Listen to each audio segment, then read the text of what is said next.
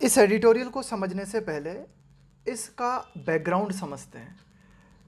For example ये मानो ये है यूके और ये है आयरलैंड और यहाँ पर है यूरोपियन यूनियन ईयू।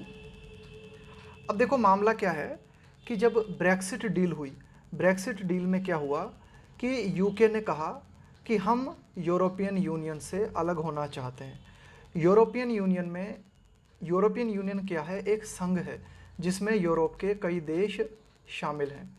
तो यूके ने कहा कि भाई हम ब्रेक्सिट डील करना चाहते हैं। ब्रेक्सिट का मतलब होता है ब्रिटेन का एग्जिट। ब्रेक्सिट का मतलब है कि ब्रिटेन का एग्जिट का मतलब है कि भाई ब्रिटेन जो है यूरोपियन यूनियन से अलग होना चाहता है। ठीक है, तो ब्रेक्सिट डील हुई और यूरोपियन यूनियन से ये जो ब्रिटेन है वो अलग हो गया। लेकिन मामला कहाँ आके फंसा, आयरलैंड को लेके। अब ये जो आयरलैंड जो है ना, यह एक द्वीप है। अब आयरलैंड का जो उत्तरी हिस्सा है, आयरलैंड में आप ये मान लो कि दो भाग हैं आयरलैंड के, है ना, नॉर्थ आयरलैंड और रिपब्लिक ऑफ आयरलैंड। इस आयरलैंड में एक तरीके से दो भाग हैं, दो हिस्से कर सकते हो आप इसके, नॉर्थ आयरलैंड। अब ये जो नॉर्थ आयरलैंड है ये है यूके का हिस्सा और रिपब्लिक ऑफ आयरलैंड जो है वो है यूरोपियन यूनियन का हिस्सा। लेकिन ध्यान रखने वाली जो बात है वो ये कि आयरलैंड में एक तरीके से क्लियर कट सीमा विभाजन नहीं है कि भाई एकदम स्पष्ट कि हाँ भाई ये इतना क्षेत्र तो नॉर्थ आयरलैंड में और बिल्कुल इतना क्षेत्र जो है रिपब्लिक आयरलैंड में। अब क्या हुआ कि अभी हाल ही में एक तरीके से आप कह सकते हो कि नॉर्थर्न आयरलैंड प्रोटोकॉल, है ना, कि भाई ये नॉर्थर्न आयरलैंड प्रोटोकॉल क्या है, अब इसको समझते हैं। अब क्या हुआ कि नॉर्थ कि भाई यूरोपियन यूनियन जो है इससे जुड़े हुए जो भी देश है ना, किसी भी चीज़ को अगर यूरोपियन यूनियन में कोई भी चीज़ अगर आयात होती है तो उसकी चेकिंग होती है। मतलब कि भाई कोई भी चीज़ अगर यूरोपियन यूनियन में आ रही है तो उसकी चेकिंग होगी। यूरोपियन यूनियन तय करेगा कि किन चीज़ों को यूरोपियन यूनियन अलाउ करे या किन चीज़ों को अलाउ ना करे। अब क्या होता है कि मानो यूके से कोई चीज़ है वह नॉर्थर्न आयरलैंड में चली गई। अब कोई भी चीज़ अगर यूके से नॉर्थर्न आयरलैंड में चली गई, इसका मतलब है वो रिपब्लिकन आयरलैंड में भी चली गई, क्योंकि आयरलैंड जो है वो बिल्कुल क्लियर कट बटा हुआ नहीं है। और इस तरह से ये जो रिपब्लिक आयरलैंड की हम बात करें, ये ईयू का हिस्सा है, तो एक तरीके से वह ईयू में भी चली गई बिना चेक हुए। अब बात आई कि भाई चेकिंग कैसे की जाए कि कोई भी चीज़ जो कि ईयू में आए, है ना, वह बिल्कुल चेक होके आए। तो ईयू ने क्या कहा, अब देखो ये जो आयरलैंड है ना, आयरलैंड की अगर हम बात करें तो ये आयरलैंड जो है बहुत ही आप कह सकते हो कि एक तरीके से संवेदनशील हिस्सा है। क्यों? क्योंकि इसका इतिहास रहा है बहुत पुराना, यहाँ हिंसा होती रही है, कई तरह की आर्थिक परेशानियाँ आयरलैंड में होती रही है ना। आयरलैंड की जब मैं बात कर रहा हूँ तो आयरलैंड में दोनों आयरलैंड आ गए, नॉर्थर्न आयरलैंड भी आ गया और रिपब्लिक आयरलैंड भी आ गया। तो इन यूके ने और यूरोपियन यूनियन ने तय किया कि भाई ये जो आयरलैंड है ना इसको हम नहीं छेड़ेंगे, यानी कि नॉर्थर्न आयरलैंड और रिपब्लिक ऑफ आयरलैंड जो है इसके बीच में हम सीमा नहीं बनाएंगे किसी भी तरह की। कुछ भी आयरलैंड के अंतर्गत कुछ भी ऐसा नहीं किया जाएगा जिससे आयरलैंड के जो आर्थिक हित हैं वे प्रभावित हों, आयरलैंड में जो है फिर से हिंसा शुरू हो जाए, ऐसा हम कुछ भी नहीं करेंगे। लेकिन यूरोपियन यूनियन ने कहा कि भाई हम किसी वस्तु को अलाउ भी नहीं करेंगे जो कि यूरोपियन कंट्रीज जिस चीज़ को अलाउ नहीं करते ऐसी कोई चीज़ आ जाए, लेकिन यूके से ऐसी चीज़ें आ सकती हैं नॉर्थर्न आयरलैंड के माध्यम से, तो क्या किया जाए, है ना, चेक पॉइंट तो बनाने पड़ेंगे। तो फिर क्या हुआ कि नॉर्थर्न आयरलैंड प्रोटोकॉल के तहत डिसाइड किया गया कि भाई ठीक है चेक पॉइंट बनाने जरूरी है, लेकिन आयरलैंड में कोई छेड़छाड़ नहीं की जाएगी। तो यूके में ही, यूके की जो सीमा है ना उसी सीमा में डिसाइड किया गया कि चेक पॉइंट बनाए जाएं और जो वस्तुएं यूके से नॉर्थ आयरलैंड में आ रही हैं उनकी चेकिंग यूके अपनी सीमा में ही करे। ठीक है, यूके ने अपनी सीमा में ही चेकिंग स्टार्ट करना शुरू कर दिया। लेकिन इसका प्रभाव क्या हुआ कि भाई कई जो व्यापारी हैं, यूके के जो कई व्यापारी हैं, उनको कई तरह की परेशानी आना शुरू हो गई, है ना, कि भाई जो भी सामान है, पहले तो किसी तरह की कोई चेकिंग होती नहीं थी, अब उनकी सामान की चेकिंग हो रही है ना, यूके का भी एक्स्ट्रा काम बढ़ गया। तो यूके को लगा कि भाई, तो यूके ने महसूस किया कि भाई इसके चलते तो हमें ही कई तरह की आर्थिक परेशानियां शुरू हो गई, कभी कई तरह की राजनीतिक परेशानियां शुरू हो गई, कई लोग विरोध करने लगे। तो अब यूके क्या कहता है कि नहीं नहीं, कि भाई ये गड़बड़ है मामला, ये नॉर्थ आयरलैंड जो प्रोटोकॉल है ये गड़बड़ है। और इस नॉर्थ आयरलैंड प्रोटोकॉल के संबंध में यूके ने कहा कि भाई ईयू आओ, ईयू से कहा कि भाई आप आओ और दोबारा से हम इस पे बातचीत करते हैं ना। तो ये है पूरा की पूरा बैकग्राउंड है ना, पूरा की पूरा मामला। रिटर्न टू ट्रबल्स, कि ये जो समस्या है ना, इन समस्याओं की ओर दोबारा लौटना। एडिटोरियल कहता है कि ब्रेक्सिट के बाद ये जो नॉर्थर्न आयरलैंड प्रोटोकॉल बना, इसके चलते एक बार फिर से एक तरीके से मामला एक तरीके से सुलझाया गया था कि भाई यूके अलग हो गया था, यूरोपियन अलग हो गई थी, ब्रेक्सिट हो गई थी, लेकिन फिर से परेशानियां जो है वापस पैदा हो रही हैं, परेशानियों की ओर वापस यूके या ईयू लौट रहे हैं। Brexit was never going to be easy, कि भाई ब्रेक्सिट के बारे में पहले से ये कहा जा रहा था कि भाई ये आसान नहीं होने वाली थी, है ना। ब्रेक्सिट के बारे में कहा गया था कि भाई ये आसान नहीं होगी, Brexit was never going to be easy and should not compromise the Good Friday agreement. अब देखो ये गुड फ्राइडे एग्रीमेंट क्या है, मैंने आपको बताया गुड फ्राइडे एग्रीमेंट क्या है, कि ये जो आयरलैंड है, इस आयरलैंड में हमेशा से ही ना, मतलब एक लंबे समय से आयरलैंड में हिंसा की स्थिति बनी रही है, कई तरह के प्रतिकूल आर्थिक हालात बने रहे हैं।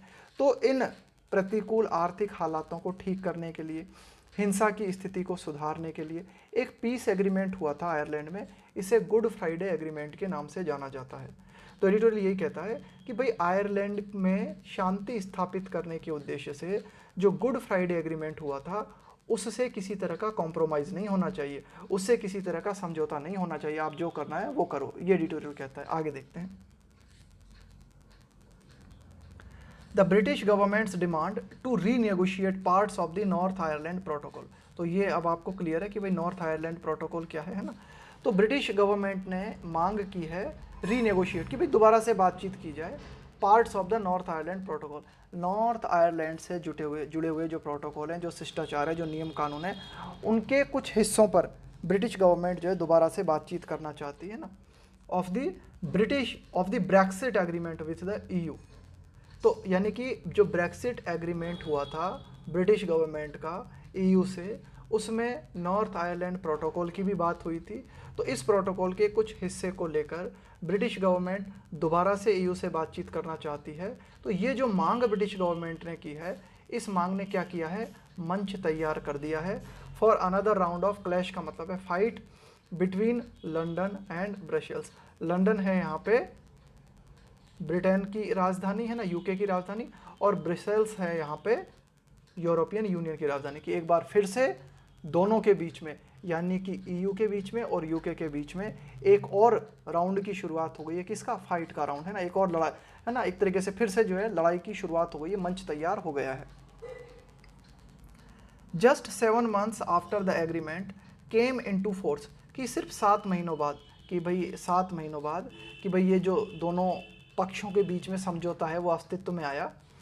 Prime minister Boris Johnson government, कि भाई प्राइम मिनिस्टर बोरिस जॉनसन की जो सरकार है, यूके की जो सरकार है, नाउ सेस, वो क्या कहती है कि जो प्रोटोकॉल आयरलैंड के संबंध में लागू किया गया है, which was accepted by both side, जिसको कि दोनों पक्षों के द्वारा स्वीकारा गया, ईयू के द्वारा भी और यूके के द्वारा भी, ताकि टू अवॉइड, है ना, बचने के लिए, फिजिकल एंड इकोनॉमिक बैरियर्स, का मतलब होता है बाधाएं, बिटवीन नॉर्थर्न आयरलैंड। अब ये नॉर्थर्न आयरलैंड जो है वो यूके का हिस्सा है, and the Republic of Ireland है ना, और रिपब्लिक ऑफ आयरलैंड जो कि ईयू का हिस्सा है ना, कि भाई ये जो रिपब्लिक ऑफ आयरलैंड है ना वो ईयू मेंबर है। तो रिपब्लिक ऑफ आयरलैंड और नॉर्थर्न आयरलैंड में किसी भी तरह की भौतिक परेशानी ना हो, किसी भी तरह की आर्थिक बाधा क्रिएट ना हो, इसके लिए एक तरीके से आयरलैंड से जुड़ा हुआ प्रोटोकॉल बनाया गया था, और इस प्रोटोकॉल को दोनों पक्षों ने स्वीकार किया था। लेकिन अब ब्रिटिश गवर्नमेंट का क्या कहना है कि भाई ये जो प्रोटोकॉल है ना, हैम्पर्स, बाधा डालता है, hampers trade inside the UK. भाई ब्रिटिश गवर्नमेंट का कहना है कि इस प्रोटोकॉल के चलते यूके के अंतर्गत जो व्यापार होता है उसमें ही बाधा आ रही है ना, वो बाधा क्रिएट कर रहा है। when the Brexit agreement was signed in 2020, कि भाई ये जो ब्रेक्सिट एग्रीमेंट जब 2020 में साइन किया गया था, mister Johnson agreed to set up checks at the British side for goods entering Northern Ireland, तो उस दौरान मिस्टर बोरिस जॉनसन जो है वे सहमत हो गए थे।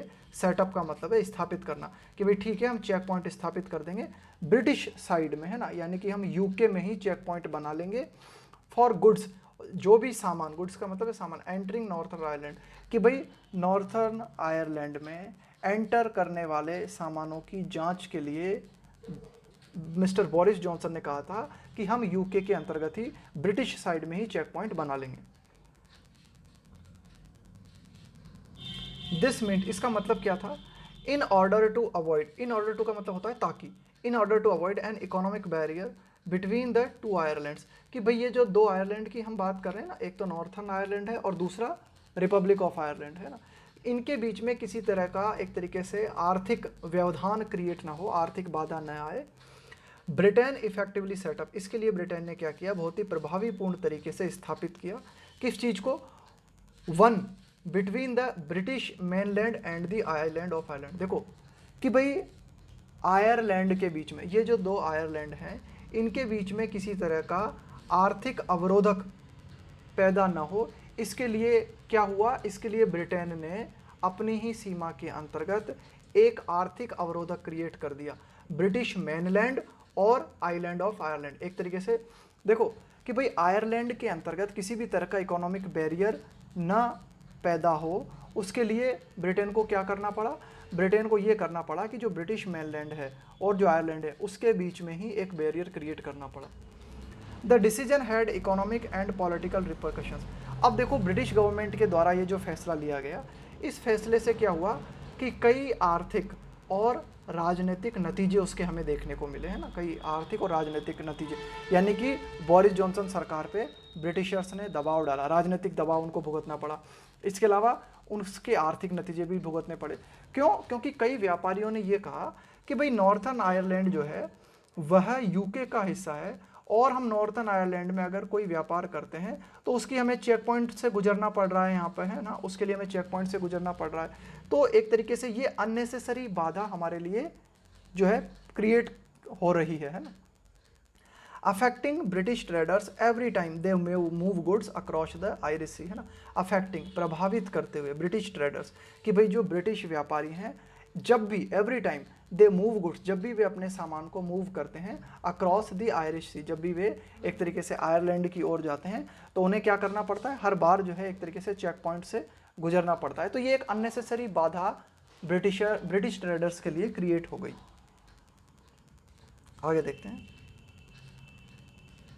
Within Northern Ireland, the Irish nationalists who support unification are in favor of the protocol, कि भाई नॉर्थर्न आयरलैंड के भीतर वे आयरिश लोग, है ना, वे आयरिश राष्ट्रवादी हु सपोर्ट यूनिफिकेशन, जो कि एकीकरण का समर्थन करते हैं ना, जो कि नॉर्थर्न आयरलैंड और रिपब्लिक ऑफ आयरलैंड के एकीकरण का समर्थन करते हैं, वे प्रोटोकॉल के पक्ष में हैं। मतलब जो चाहते हैं कि भाई आयरलैंड जो है एकजुट बना रहे, है ना, जो लोग आयरिश लोग जो कि आयरलैंड की एकजुटता के पक्ष में है, वे इस प्रोटोकॉल का समर्थन करते हैं। उनका कहना है कि भाई ठीक है, प्रोटोकॉल अच्छी बात है, आयरलैंड में किसी तरह की कोई छेड़छाड़ नहीं करनी चाहिए। अगर आयरलैंड के बीच में ही बैरियर क्रिएट करने की कोशिश की, किसी भी तरह का फिजिकल या आर्थिक बैरियर क्रिएट करने की कोशिश की, तो इससे आयरलैंड की एकता पर प्रतिकूल असर पड़ेगा। वाइल द यूनियनिस्ट, संघवादी, including the Democratic Unionist Party, इसके अलावा कुछ लोग हैं जैसे कि डेमोक्रेटिक यूनियनिस्ट पार्टी के लोग हैं, दैट वाज वंस एन अलाय, का मतलब है सहयोगी, ऑफ मिस्टर जॉनसन, कि भाई ये जो डेमोक्रेटिक यूनियनिस्ट पार्टी है कभी मिस्टर जॉनसन की सहयोगी पार्टी थी। तो ये जो यूनियनिस्ट हैं डू नॉट वांटेड, ये इस प्रोटोकॉल को नहीं चाहते। In a difficult economic and political situation. अब मिस्टर जॉनसन जो हैं वे बहुत ही खतरनाक आर्थिक और राजनीतिक सिचुएशन में हैं। Mister Johnson's Conservative government, mister Johnson जो हैं वे कंजर्वेटिव पार्टी से हैं, तो मिस्टर जॉनसन की जो कंजर्वेटिव सरकार है इज सीकिंग, वह चाह रही है क्या, इस मुश्किल हालत से निकलना चाह रही है। अब वे आउट का मतलब है कि परेशानी से बाहर निकलने का रास्ता। द गवर्नमेंट, अब ये जो यूके गवर्नमेंट है ये क्या चाहती है, ऑल कस्टम्स चेक्स, कि भाई जो भी कस्टम्स चेक होते हैं ना, कि भाई जो भी एक तरीके से ये जो शुल्क देना पड़ता है, सीमा शुल्क की जो चेकिंग होती है ऑन गुड्स, किसी भी सामानों पर एंटरिंग नॉर्थर्न आयरलैंड, कि भाई वे सामान जो कि नॉर्थर्न आयरलैंड में एंटर करते हैं उनके ऊपर ये जो एक तरीके से सीमा शुल्क चेकिंग होती है इसको हटाना चाहती है। कौन? UK government. It has also sought, UK government ने ये भी चाहा है to end the role of EU institutions in enforce का मतलब है लागू करना, कि यूके गवर्नमेंट ये भी चाहती है कि जो ईयू इंस्टीट्यूशंस हैं, ईयू से जुड़ी हुई जो भी संस्थाएं हैं उनका रोल खत्म होना चाहिए लागू करने में। क्या लागू करने में? The protocol. एंड कि भाई अभी क्या है कि ये जो प्रोटोकॉल लागू हुआ है आयरलैंड से संबंधित, है ना, इस प्रोटोकॉल की निगरानी करने में, इस प्रोटोकॉल को लागू करने में, इसकी निगरानी करने में जो भी ईयू संस्थाएं हैं उनका रोल खत्म होना चाहिए। इसके अलावा जो है यूके गवर्नमेंट चाहती है कि इंट्रोड्यूस किया जाए, लाया जाए क्या? अ डुअल रेगुलेटरी सिस्टम, एक दोहरा नियंत्रित करने वाला एक नया सिस्टम स्थापित किया जाए। दैट वुड अलाउ, एक नया सिस्टम हो जो कि अलाउ करेगा इस चीज़ को, किस चीज़ को?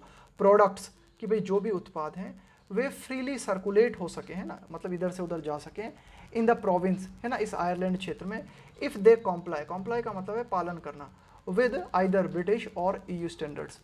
देखो ब्रिटिश गवर्नमेंट ये चाहती है कि ऐसे प्रोडक्ट्स जो कि जिनको कि यूके सरकार भी अलाउ करती है और ईयू के स्टैंडर्ड्स पे भी जो प्रोडक्ट्स खरे उतरते हैं, यानी कि ऐसे प्रोडक्ट्स जिनको ईयू स्टैंडर्ड्स और ब्रिटिश स्टैंडर्ड्स से मान्यता मिल जाती है, उन प्रोडक्ट्स की बिना किसी चेकिंग के उनके सर्कुलेशन को अलाउ किया जाना चाहिए, ऐसा सिस्टम लाया जाना चाहिए ना, ऐसा भी यूके गवर्नमेंट चाहती है। But the problem is that this is part of agreement. लेकिन एडिटोरियल कहता है ऐसा हो नहीं सकता, क्योंकि एग्रीमेंट जो है ये इसका हिस्सा है, वर्तमान में जो कुछ हो रहा है वह एग्रीमेंट का हिस्सा है। भाई एग्रीमेंट के तहत ईयू ने कहा था, भाई एग्रीमेंट के तहत क्या है, ईयू भाई ईयू का ने ये कहा था कि नॉर्थ आयरलैंड से जो भी चीज़ें आएंगी, है ना, नॉर्थ आयरलैंड से जो भी चीज़ें आएंगी, है ना, उन चीज़ों की चेकिंग जो है कहाँ होगी? उन चीज़ों की चेकिंग जो है ब्रिटिश क्षेत्र के अंतर्गत होगी, है ना, ये ईयू ने कहा था। और जो है यूके ने इस बात को स्वीकारा था, यूके ने इस बात को स्वीकार किया था, है ना, यही एडिटोरियल कहना चाह रहा है। अब यूके गवर्नमेंट डिमांड कर रही है कि नहीं भाई ये चेकिंग वेकिंग नहीं होनी चाहिए, तो एडिटोरियल कहता है कि भाई ये तो एग्रीमेंट का हिस्सा है, तो अब अगर नहीं चाहते आप तो एग्रीमेंट को कैंसिल करो, which mister Johnson signed in 2020, है ना, और इस एग्रीमेंट को मिस्टर जॉनसन ने 2020 में साइन किया था और इस एग्रीमेंट का उन्होंने स्वागत भी किया था। The EU has said, EU ने क्या कहा है? इट रिमेन्ड ओपन, ईयू ने कहा है कि भाई ईयू जो है वह बिल्कुल खुली हुई है ना, ईयू रिमेन्ड ओपन, है ना, वह बिल्कुल खुली हुई है किस चीज़ के लिए? प्रैक्टिकल फ्लैक्सिबल सॉल्यूशन, है ना, कि भाई कोई भी जो है प्रैक्टिकल सॉल्यूशन है, यथार्थवादी कोई अगर सॉल्यूशन है, फ्लैक्सिबल, है ना, कि भाई ईयू जो है अपने आप को मोड़ने के लिए तैयार है। फ्लैक्सिबल अप्रोच का मतलब होता है कोई कठोर रवैया न अपनाना, है ना, परिस्थितियों के अनुसार अपने आप को मोड़ने के लिए अगर आप राजी हो तो आपकी अप्रोच फ्लैक्सिबल है। टू द कंट्रोवर्शियल क्लॉजेस, कि भाई ईयू और यूके के बीच में जो एक तरीके से एग्रीमेंट हुआ है उससे जुड़े हुए जो भी विवादास्पद क्लॉज हैं उनके संबंध में अगर किसी भी तरह का व्यावहारिक सॉल्यूशन निकाला जाता है तो उसके लिए ईयू तैयार है, ईयू ने ऐसा कहा है।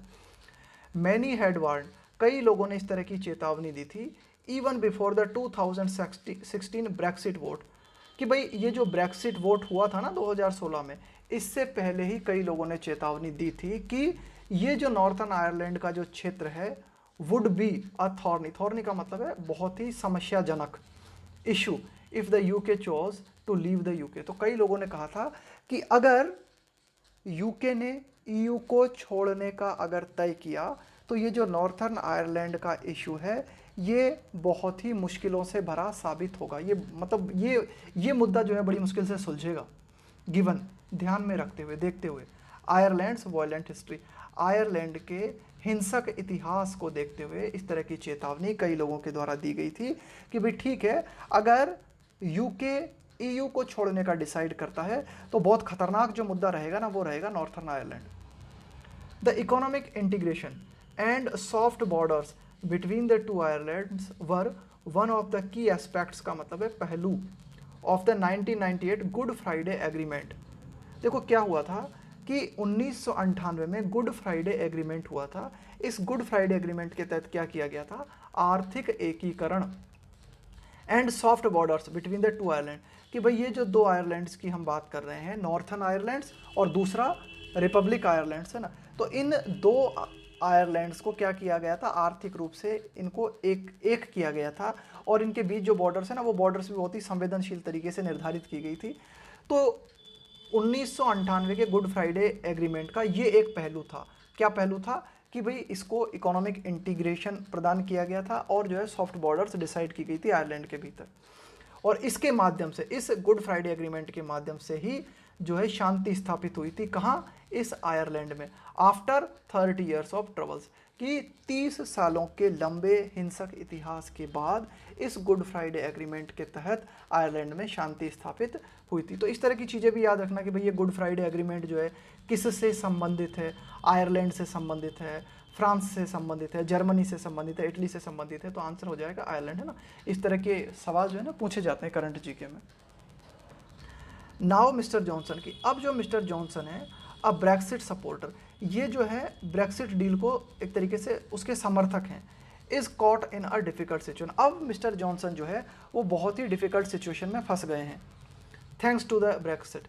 और वे डिफिकल्ट सिचुएशन में क्यों फंस गए हैं? बिकॉज ऑफ, थैंक्स टू का मतलब होता है बिकॉज ऑफ, ब्रेक्सिट के कारण, ब्रिटेन के एग्जिट के कारण, है ना, ब्रिटेन के यूरोपियन यूनियन से एग्जिट के कारण अब मिस्टर जॉनसन या यूके जो है एक बहुत ही डिफिकल्ट सिचुएशन में आ गया है।